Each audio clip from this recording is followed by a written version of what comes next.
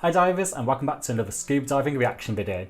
But instead of our normal scuba diving accident kind of videos, we're going to do something a bit different today and react to this video, which is did your instructor cheat you? Let's raise the standards.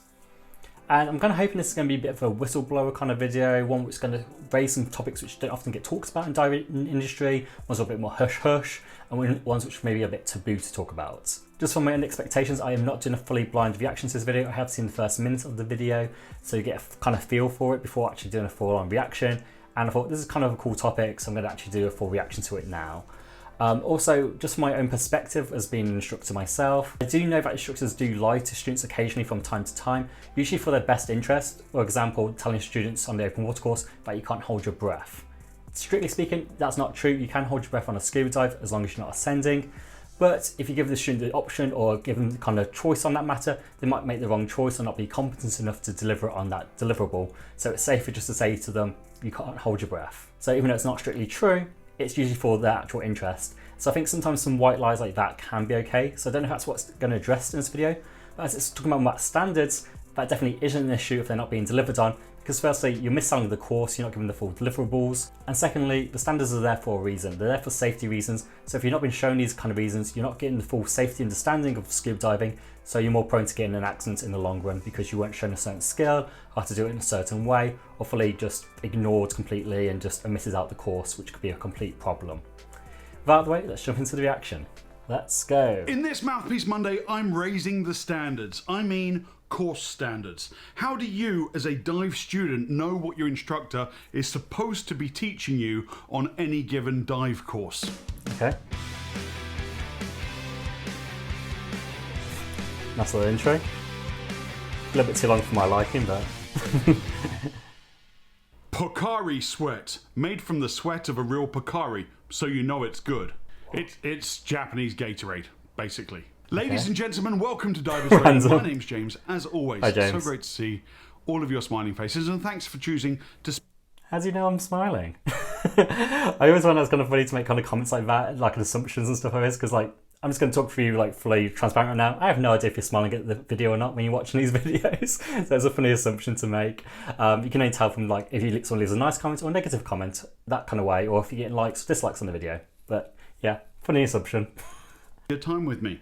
This is going to ruffle a lot of feathers. Today we're going to be looking at course standards. What are they? Why do they matter? And how do you know if your instructor is following them? First, what do I mean by course standards? The course standards are the specific requirements and limitations applied by the scuba training agencies which tell instructors what they can and cannot do whilst teaching a course. That is a pretty much perfect textbook definition of what standards are. So yeah, well done on that. That's good. Agency offered course has its own set of standards. True. So that's kind of one of the things I'm not sure how he's going to just focus this. Maybe just give it like under just looking at one agency, maybe like PADI because it's the biggest, or SSI, TDI, NAUI, whatever. But it's kind of hard to encompass all diving schools because there are subtle differences between each of them. So we'll have to see if he goes for a specific one or just tries to give a general idea. But just know that it can vary from dive school to dive school. For an example, let's look at an easy one from the SDI, that's the training agency, open water course regarding the swimming evaluation. It says the swimming evaluation must be completed prior to any scuba skills taught. A distance swim of 200 meters non-stop using any stroke without the use of mask, snorkel or any swimming aids, or 300 meters non-stop using mask, snorkel and This is very standard. B, a survival swim float of 10 minutes. Note, if an exposure suit is worn for any of the above skills, the wearer must be neutrally buoyant at the surface. Yeah, I'm just going to cover this one really quickly. I think this is basically standard from pretty much every diving agency, not just SDI. I'm pretty sure that's the same for PADI and SSI anyway, from my knowledge.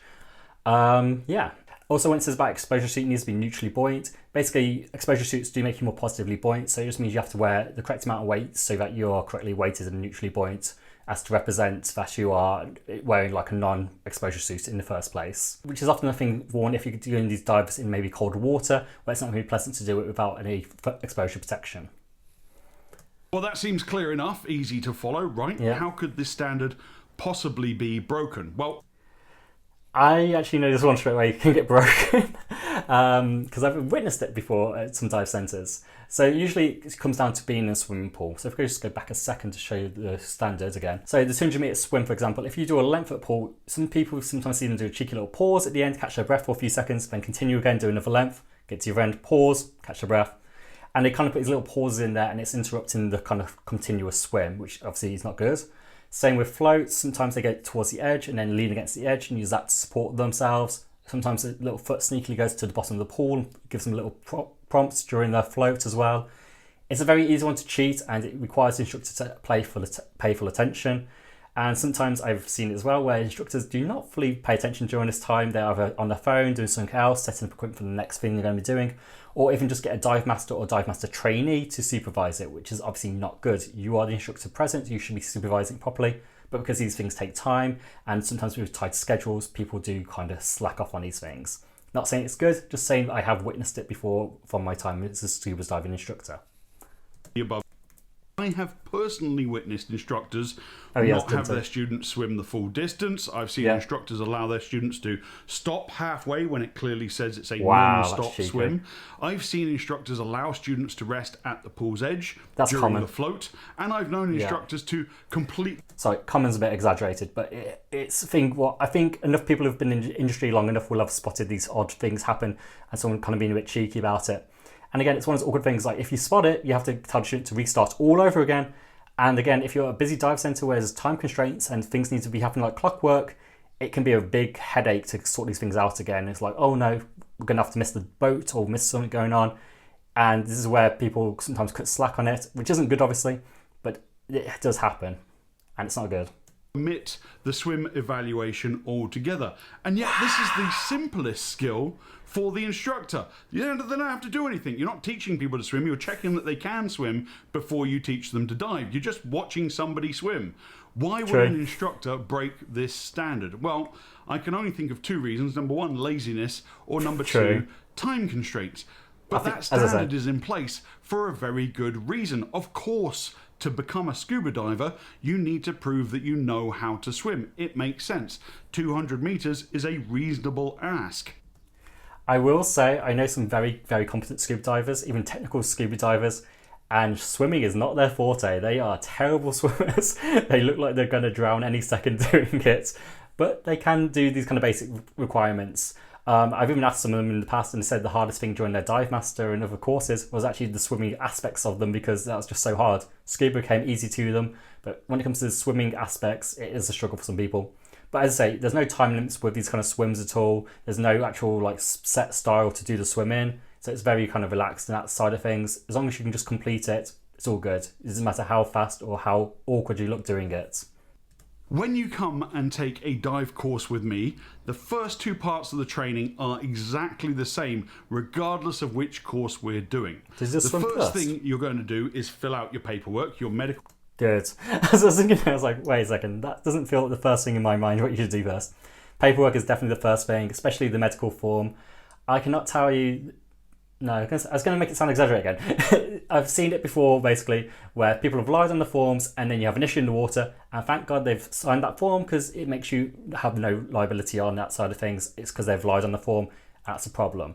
Do not lie in that medical form, and if you are not sure about it, as I mentioned in previous videos, go see a medical expert like a GP or a physician, and they can sign you off as fit for scuba diving or not if there could be a potential issue there. But do not lie in these forms, it's very important to do so, and it's very important that this is the first thing that happens when you start a scuba diving course. Declaration and your assumption of risk liability release form. The second thing we're going to do is go line by line through the course standards for the course that you've bought. And if... Wow, okay, I will say that's very good to do, but I will say that's very time consuming. I think it's very good to do just for like a thorough kind of understanding of what the course is going to entail. I'm just thinking again from a busy dive centre standpoint, when you have lots of students there, there's going to be a lot of talking at them to make sure they're fully engaged. It's sometimes hard enough to just get them engaged during a briefing, and even though you're cracking jokes and stuff like that. When it comes to these kind of like forms with lots of jargon, talking about all the kind of requirements and set by set, it can be a lot for people to consume, and I can see people not focusing fully. But just for kind of like covering yourself and to make sure you are delivering on these deliverables, that's a good thing to do. I think it's better almost like to kind of almost like have your kind of standards with you during the course, and then you can kind of show them as you're going along. We've done this one today, we've done this one. You can almost do it as a debrief kind of thing to go over the standards you've done today to let them know. But to get it right at the start of the thing, it's good for deliverables, or maybe give them a piece of paper to read and make sure they know what the course entails. But I can see this having a lot of issues. Again, in time constraint situations, this could be problematic. If any of my students are watching this, please confirm that that is in fact in the comment section down below. Just be like, yeah, I took this course with James, true story, he went through the standards. I do this for a few very good reasons. First, I want to set expectations. I want the students to know exactly what they need to do in order to pass the course and receive certification. That way, at the end of the course, if a student hasn't met the requirements or is not up to the performance standards, I never have to have an awkward, sorry you didn't pass conversation. It's not a surprise for the student because the student already knows they didn't pass because I set the expectations on day one. That is very good, and for that reason I do fully respect why he does that. As I said, it's very good if you can just have that time. Again, if you're in a probably less busy dive centre, it's very possible to do this sort of thing, sit them down, go through the expectations, and even like on each dive as well, go through all the expectations and stuff like that, or on each pool session, here's what the standards are for this session, what we need to cover. I think that's completely fine to do in your briefing side of things. But I think all in day one, that's quite an intense thing to drop on someone like, hey, here's all the things, or give them like a form so they can read it themselves. I think to go, and if you have any questions about certain things, come back to me, or we can go over it in more detail. But I think to go over it all yourself feels like a lot of talking at them almost. I don't know, if anyone disagrees on that full on, go with what James says, leave a comment down below. I'd love to talk more about that. But I think for that reason, it's good that they can see the standards though. So if there is an issue or disagreement, I'm going, wait, why are you telling me you have to do a repeat dive, or I have to repeat the skill, or for next dive I have to do this, or blah, blah, blah. You have the standards to go back on and go, well, I've got your standards here. Look at this. Again, it says here, this is one of the requirements. It wasn't fulfilled. We need to get this sorted. So yeah, I get why you want to cover this though. Also, going through the agency standards helps set the limits for training. I tell open water students the limit for this level of training is 18 meters or 60 feet. So no, we won't be going to the Spiegel Grove on your open water course because the very top of that wreck is 20 meters. Oh, I can see where that's going. It's so annoying when people like go, oh, can we just go a little bit deeper? No, you cannot. If you want to go deeper, you can go to the advanced course. And that's time for you to upsell then for other courses. You had a good time, you want to go to these even cooler wrecks or dives, which are a little bit deeper. You need to do this course. It can make you more proficient, make you more competent as a diver. You're going to have a better time, you're going to be safer. All these things you can upsell to them. But I hate when people are trying to be stingy, like, now can we just do it on the download? Just do it secretly. No, it's not safe, it's not good. Bad idea. 66 feet, and no, we can't hover above it at 18 meters or 60 feet because there's usually strong current. Only an idiotic instructor would take open water students to the Spiegel Grove. I can definitely think of instructors who have done this sort of thing. There's definitely times when you see it in certain places. I get told about it all the time from people like, I went diving here and I went to this depth even though I'm not certified, or I'm only open water certified, but we went down to like 40 meters or something stupid, and you're like, what are these people doing? There is definitely cowboys out there. If you're a good instructor, it is in your interest to do what he's saying, make sure standards are very transparent. But I know for the cowboys out there, they do not want to make this as transparent, and it's a good way of catching out who's a good instructor and who's a bad instructor. Lastly, perhaps most importantly, I go through the course standards with my students because it creates transparency. Not only do I show my students the course standards, I also show them where they can find them for their future reference. That's really good. As an instructor, this is a really easy way for me to assure my students that I am doing a thorough job with their training. This is the course you have paid me money to teach you. This is what you are paying me for. These are the limits I am not allowed to exceed. It allows my students to hold me as their instructor accountable for their training. There we go.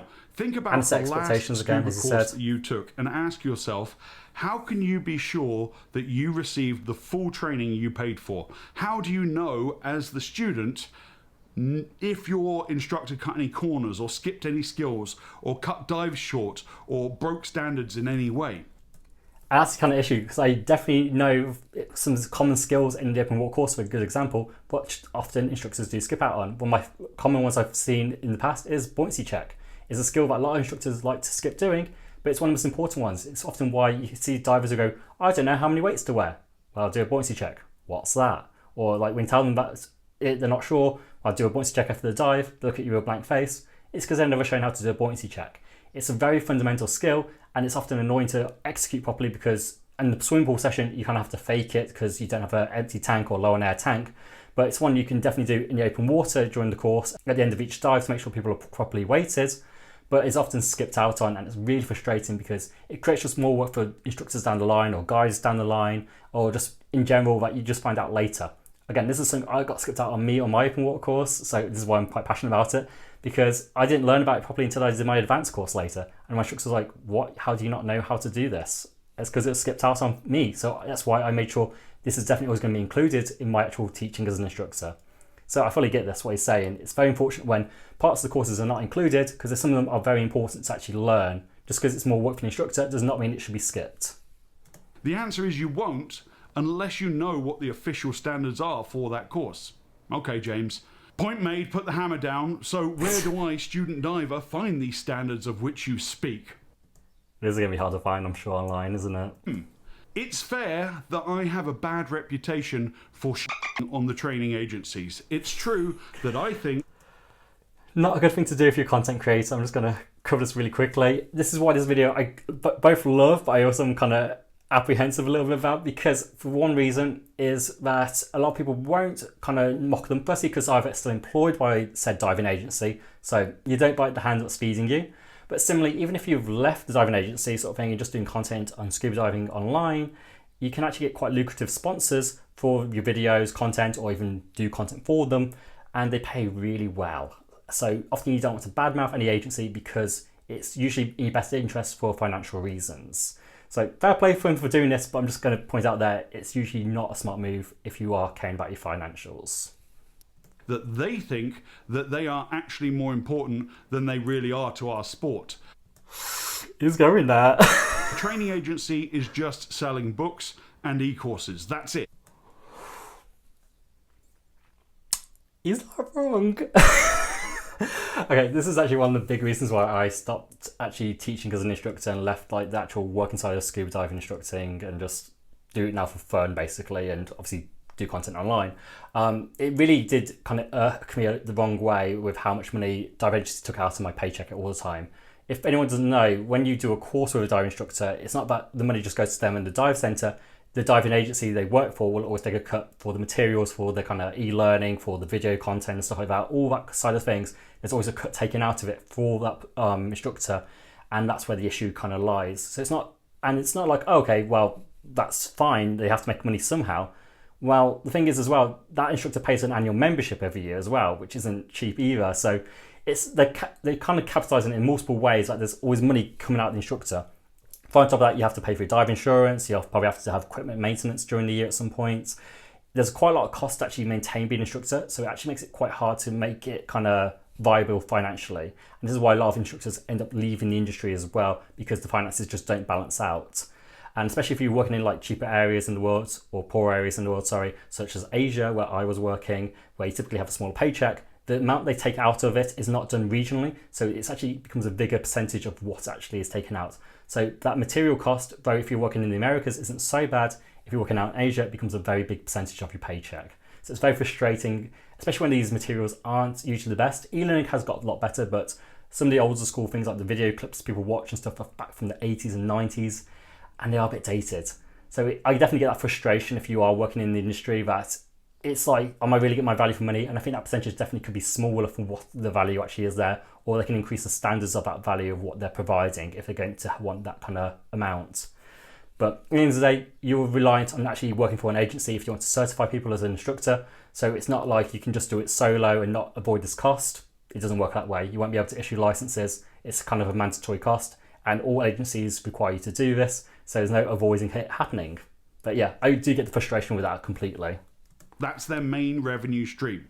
That's their job. Bookseller, not dive instructor. But in order to be an instructor and pay training agencies, any of the training agencies, for the privilege of selling their poor quality... The privilege. That's the way they always will phrase it. It's the privilege. It's them doing you a favour sort of thing, and that is, yeah, it's frustrating, especially when all the liability comes onto you as well. That's the kind of issue of this whole situation as well. You're the instructor, you're doing stuff which puts you at risk technically, because obviously when you're doing open water courses, especially if you say for PADI, for example, where you have to do Caesars, where you go up and down a lot, you have a high chance of getting DCS than just a regular diver. So you definitely are putting yourself on the line here, and yet they take a big cut of your paycheck. So it definitely has a frustration to it, which I can definitely understand on that side of things. Dated, spelling and grammar mistake-ridden tomes. You weren't there. As I say, dated, a lot of the content is very dated. It's done in the 80s, 90s when you look at it. But the grammar thing is actually my big frustration. So just going back to some of the theory side of things, when people have to do the exam, there are certain questions which are horrible to read, even as a native English speaker, which are things with double negatives in there. And it's like, it makes it hard to understand what the question is asking. And for that reason, I know many instructors sometimes flag it to the students about certain questions, about kind of going over before the actual theory, to kind of give them the prompt of what they should be answering for if a question like this does come up. Just because the question is worded so horribly, even if a student's very competent and understands what they need to be saying, because the question throws them off, they often get it wrong. And that's just very unfortunate. That's just because of the bad grammar in there that things are harder to understand. And it's not even like it's a translation error. Most of these dive schools are based in America, so it's English to English. It's not like there's any translation issues going on. It's not like it's made by a Spanish agency and they've had to translate from Spanish to English. No, it's English, so it should be very easy to understand. So there's no translation errors here. So the fact there's grammar errors or hard to even understand grammar or just bad grammar in general is very frustrating, especially again, because there's a premium being paid every single time you're certifying these divers. Big costs coming out of your pocket for this stuff, and it's not the highest quality it should be. So I definitely get that frustration. You have to agree to adhere to the minimum standards for each course, which the WRSTC, World Recreational Scuba Training Council, have all agreed upon. The WRSTC being comprised of the major international training agencies' executives. So for the most part, course standards are purchased by the instructors when they do their instructor training. When I became an instructor, I completed a PADI instructor exam. Oh, it is PADI. Part of that process is a written exam on standards, so you have to study them in detail. And true. The instructor exam goes very, very hard on this sort of things. You learn it inside and out, you know, theory. And this is why it's really weird whenever I come across an instructor who's a bit of a cowboy out in the industry, and we're like, how do you not do this to the letter? Because firstly, it's drilled into you because it's what you had to do to get certified as an instructor, unless it was done by, again, a dodgy course director or a dodgy examiner. Don't want to go into that. But similarly, they should know inside and out. And on top of that, they understand the liability issues of not following this. So it's always weird to me that instructors do not follow standards fully, because it is drilled into them. Past that, I could log into the PADI instructor portal, the secret closet of PADI standards, and that's another ick as well. Lots of the professional websites they have for like the dive pros and stuff that you can log into as a resource, they're very dated. They look very bad. They're not very easy to actually navigate and stuff. It's very frustrating again because you're paying this premium every year, several $100s, pounds, whatever your currency is you're working in. And at the end of the day, it's for very little, really. It's very frustrating just for the privilege to teach for them. Even though you paid a lot of money to become an instructor, even though you're going to give them money every single time for each time you certify someone, it's very frustrating that there's still an actual annual fee on top of that. So not good. Course standards, so I knew what I had to teach. In making this video, I asked myself, well, if I was a potential open water student shopping around for training, where can I review the course standards for an open water course from, let's say, the top 3 training agencies? Not the marketing material, not the course outline, the actual instructor's standards. Quick guess, he's probably not going to be able to find this, is he? Went looking. All right, let's start with the biggest, which is, of course, PADI. PADI, long story short, forget about it. It seems they remain a closely guarded secret. I can't find the PADI open water standards anywhere in... I was going to fly. This is why it's always hard for me when I'm actually doing my videos, because I often like to quote things. When I mention things, I don't just say it and to go, trust me, bro. I often pop-ups on screen to add why I'm saying this, or any scientific study behind it, or any kind of article about it, or actually straight from standards. But sometimes it is an absolute finding a needle in the haystack to find this stuff, because it's not very well made transparent online and made accessible for people. It's often from blogs, from articles on websites, from stuff like that. So it is very frustrating that this stuff is not as easy to access as it should be. public domain. Of course, it's the internet, it's Google. You can find them leaked by other As I people. just said, yeah. But on Paddy's website Or talked itself, about. I cannot find the standards anywhere. The best I could do was find a vague FAQ. So I emailed customer service from Paddy. I'm assuming that's not going to go very well because I've emailed a few of these kind of ones before and they are not the best at getting back to people. Unless you're like doing specific work with them or something like this, like collaboration work, again, content creator kind of side of things, it's not very easy to actually get a quick stream of message back from these kind of things. Their help support network is not usually the best. So that goes across for multiple agencies, by the way. I'm not just talking straight about Paddy here. There's actually quite a lot of them are not the best at getting back to people when it comes to stuff like this. From a fake email address, because let's be honest, they probably have my real email address blocked already. What has he done with them? This is not the sort of thing, as I said before, if you want to have a good relationship with dive agencies, it's very important going forward as a content creator, but he's clearly blacklisted probably from a lot of things now. He's probably had a lot of these kind of whistleblower moments, which I fully respect. I think it's so based. I think it's very like helpful for people to know the full understanding of things. But I'm so curious what to think he's said to them if they've full on blocked his email. And I have yet to receive a response at time of recording this video. Response, if I do get a response, I will copy paste it and pin it to the comment section of... Has he? 1 second. 1 second. No, he hasn't. Okay, so he hasn't got a response. Okay, let's carry on. This video, so check back down there. SSI was a little more encouraging before ultimately being rubbish. Rubbish, oh dear. I don't think they're going to be very good either. I don't think SSI make it as public either, but I think this is a general thing for most diving agencies, by the way. The kind of overview is there, but when it comes down to strict standards and stuff, and it's kind of frustrating again, because when it comes to liability sort of things, that's the stuff that needs to be checked upon, and that's what's kind of important about it. People are aware of what's actually been taught to them, and that they can check it themselves and stuff like that, because it can avoid unnecessary court cases. So when someone thinks, oh, I was mistreated by my instructor or dive master, if they had the standards available easily, you can be like, no, look, this is the standards, this is why I did it a certain way. It stops a lot of arguments and kind of mitigate a lot of issues. So the fact it's not very accessible is a bit of an issue actually, and it's very good he's highlighting this. There was a view standards button on their open water diver course page, but unfortunately that opened a pop-up box which went to a login box where you have to create an account, then create a profile, and then they email you and you have to guarantee that's your email and confirm, and then eventually you land on a profile page that they've created for you on their home portal page where you can view the standards for free diving and f***ing mermaid diver course, but no open water. I'm probably going to bleep out the swear word there, but that's so funny. The irony as well, though, by the way, if anyone knows what SSI stands for, it stands for Scuba Schools International. So the fact that you can get the freediving one, the mermaid course, but not the scuba one, even though it's their namesake, is kind of funny. Diver course. So I went back to the open water page, and it turns out you actually have to buy the course first to be able to view the standards. I will just say that that's kind of a good thing for if you are a student of SSI. Obviously, you can probably go on the website now and check and get your standards that way. For someone like James here, who's not an SSI diver, he won't be able to access these kind of standards. But anyone who has been certified by SSI should be able to access it themselves in theory. Unless they had to do it the e-learning way, and because they did it all in person, you might not be able to do it that way. But in theory, they should be alright to do it.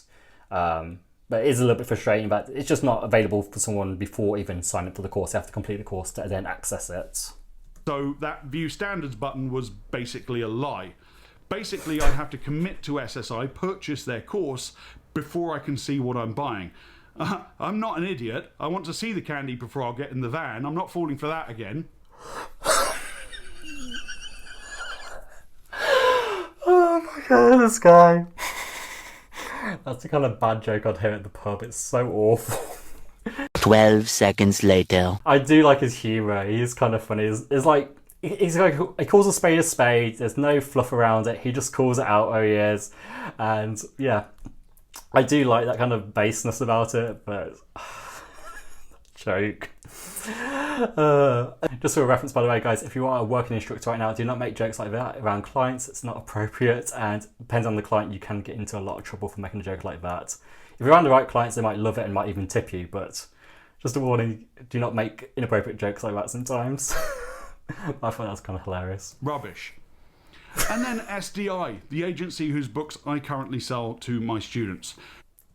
I will say generally SDI, TDI are pretty good because I've done a lot of courses now with TDI, and TDI is generally a very good course one. They make the standards very easy to understand, so hopeful, but apprehensive still about Where it. credit's due, in this simple exercise, SDI has it perfect. As you can see here, I have not logged in. You navigate to the page for the course you're interested in this case open water. You scroll down, there is a link called Standards and Procedures. You click, a PDF opens, and hey presto, the actual course standards really good. that your instructor has to deliver to you. The exact That's same amazing. standards in their instructor manual. Well done, SDI. Excellent Agreed. job. Really, that's how it should be across the board. Yeah. In a future video, I'm planning to decipher the wishy-washy legalese standards are written in that ensures that training agencies have absolutely no liability whatsoever and that the entire responsibility is placed on the instructor's shoulders. So subscribe if you haven't, because you're not... That is a big taboo thing, which is one of the things I always will stress to people. If you're an instructor, get instructor insurance. Don't just get personal dive insurance, make sure it is liability insurance. Again, Dan's a great resource for it. They do have that instructor covered insurance, because if things do happen, if court comes into a thing, you have to have actual kind of issues and whatnot happens just to cover your ass. Even if you have to follow standards perfectly, the dive agency might not have you back on it. And as you pointed out there, legally speaking, they might not even have to bother to do it. Even though they say, oh, we'll have you back, they might not. And it's really important to have that insurance. It's costly, it costs a lot more money. Again, as to the fees you're going to pay every year to be an instructor, but it's so important to have, because if anything does happen legally, you can save yourself a lot of money in the long run. But yeah, that's phenomenal. Want to miss that one. Standards are there for everyone's safety. There is never a good reason for an instructor to break standards, just lots of poor excuses. But as demonstrated... True. That's the main thing. Whenever an instructor tries to avoid it or say, oh, I did it for that reason. No, it's there for a reason. It's also your job to do it. That's the thing at the end of the day. You're being paid, well, you have the ability to get paid by signing up with an agency to use their standards. If you're deviating from it, they have the right to dismiss you, to cancel your teaching license. It's not like an optional thing that, oh yeah, I might do it today, I might not. No, it is required. You're underselling it to the student. You're not giving them true safety. It's very important that it's being delivered on. Fully agree with James on this right now. It can be difficult for a student diver to know if their instructor is delivering the full course or not. So my advice to you, student diver, is this. Next time you want to buy a scuba course from a dive instructor, ask them to review the course standards with you so you know what you are buying and you know what the course expectations are. If they refuse to show you, or make excuses, or deflect, that is a massive red flag. Unless it's because of time constraints. I think they still should make time for you, but just explain that right now you can't do it, or you might not be able to go diving with them today because we're going to have time when I'm free to go over the standards. I think they should always be able to do it, but just from working at busy dive centres, I know where it has to be like working like clockwork, extra time like stuff like that, it isn't always going to fit into the actual schedule, and you might have to be like, I can't do it today, unfortunately. Come back after like we finish diving for the day, and then I can go over everything for you to make sure you're happy to go diving with us. But I don't think it's one of those things like, oh yeah, it should be done as a standard thing, because the day just becomes longer in general to fit that kind of going over all the standards and make sure the students understand that and what they're getting themselves into. But yeah, the information should be there. If they want to view it, should be requested and should be fulfilled that they can do that. But I do think just have it as a, oh yeah, it's going to make this part of the course and make it a thing, it just adds a lot more time onto it. And when logistics are always tight, it isn't always possible, or at least not possible in the general flow of things. But yeah, I do think it should be available. It should be understood by students what they're getting. And I do know with some diving agencies, often after they're finishing the course, they get an email from their agency saying, hey, would you like to fill out a questionnaire? And they ask you, did you do X standard? Do you do this standard? Does this include in the course? And they're kind of making sure you have done certain things in the course which might have been omitted. And it's just a good kind of way to check that way. So the dive agencies, to give them some credit, they do their own checks on these kind of things to make sure that the instructors are doing a good job of it. But it's always one of those iffy things, because not all students will do that questionnaire, and not all students will actually remember properly or accurately, and that can cause a myriad of issues too, because it might have been done on the course, but they go, I can't really remember that well because time had passed, I didn't see this email until a week or so later, and it's not in the front of my mind anymore. So it's not perfect, but at least they do try to check on that side of things. But I think having the access to look at standards and just have it always available to them is really important. So bravo to SDI. Yeah, so bravo to SDI actually having it on their website from the get-go, and SSI for having it available after you complete the course is still better than nothing. So I think that's kind of good on transparency side of things at least. Would strongly, vehemently suggest finding a different nice instructor. Thanks as always for watching. Please share this video with your last dive instructor or your buddy if you learnt something from it. Please give it the old thumbs up if you enjoyed it, and if you didn't enjoy this video, hit the thumbs down button twice. Dive safe, dive often. Oh dear, that's funny. It's gonna go. I'm gonna give it a like. But actually, I'll show you first. If you hit the dislike button twice, yeah, it doesn't do anything. That's funny. I like that. This is actually my first video seen by Diver Ready, so I think that's great. So awesome job, James. I love when topics like this get raised, and it kind of makes a good talking point to actually open this discussion. I'm always for diving being as safe as possible. So whenever these things happen, it's very important, because when standards are skipped out, this is how we see these kind of accident videos I've reacted to in the past, and seen people get into trouble and not handle things properly because maybe they weren't taught properly. And it's not the diver's fault, it's the instructor's fault for not showing them the ropes properly. So it's very important that we kind of clamp down on this and make sure people are being trained to the highest standards possible to avoid having accidents in the water. Anyway guys, if you think I missed anything out during this video, please leave a comment down below. I'd love to start a discussion. And if you enjoyed the video, please give it a like. It helps me out a ton, but help other divers find this video too. If you want to see more from myself, Narked Tom, feel free to hit that subscribe button and hit that bell notification icon to get notified when I post my next video. Anyway divers, I hope you're having awesome and safe dives, and I'll see you in the next video. Bye bye.